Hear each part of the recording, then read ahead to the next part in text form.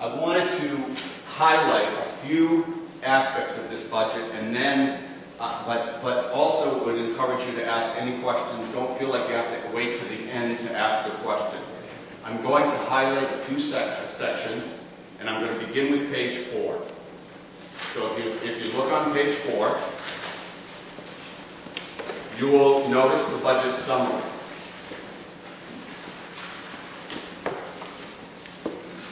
You'll see there are 3 areas with particularly large increases. The Board of Education is the first one.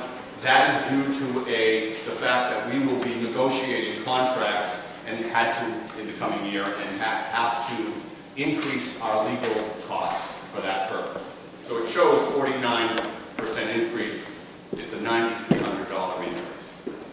The second and more substantial and larger increases are pupil transportation. That is due to the large, unexpected increase in our special education transportation. That cost per bus has increased significantly from this year to next year. And then third, our employee benefits. Everybody throughout the state has been experiencing larger than normal increases in employee benefits, and we're not any different. And we have about a 15.4% increase. Those are 3 of those particular areas where we have significant increase.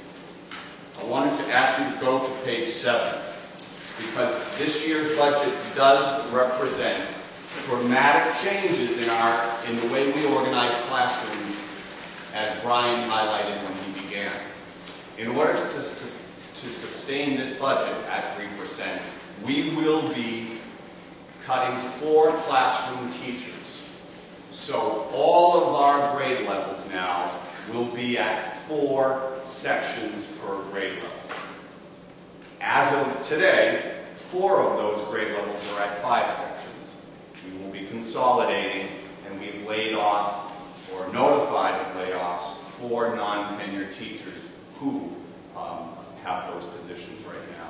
So if you look on page 7, you'll see that all of our sections now, there are 4 sections of every class except grade 6, and our class sizes still remain high teens, low 20s, but are higher than they are this year. On page 8, that's what Brian was talking about. That page summarizes the cuts that we will be making this year. 3 regular ed instructional assistants, grade 1 teacher, special education teacher, part of our school psychologists, grade 3 teacher, grade 2 teacher, half a kindergarten teacher, and then a reduction of our specialists. Because we are decreasing the numbers of sections of elementary classrooms, we can also then decrease the number of classes that our specialists, music, art, PE, etc., teach. And then the last thing that we're doing, which comes with great pain, I know, to the Board of Ed, is the elimination of our Spanish program. Our students are going up to the high school, our 6th grade students are going up to the high school with a year or 2 years of preliminary Spanish instruction, and that will no longer happen with this budget. I want to turn to page 11. You'll see that as a result of those eliminations, there's a net decrease in regular education of $137,000. People have asked me, why is that such a large number? That is due to our positions that are being eliminated. Most of them come from regular education.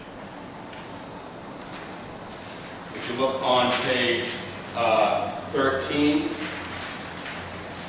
people have asked me, why are we spending so much more on tuitions? We have to educate all students, and that includes students with significant special needs.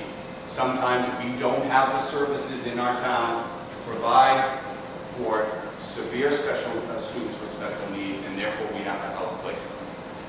This number could be a lot larger if we weren't outplacing them, in essence, to our own district through through shared services. So we're saving money, and it's a large amount of money, but it would be a lot more money if we were putting them outside the district. But because shared service has a program in one of our buildings, we get a price break, and we can provide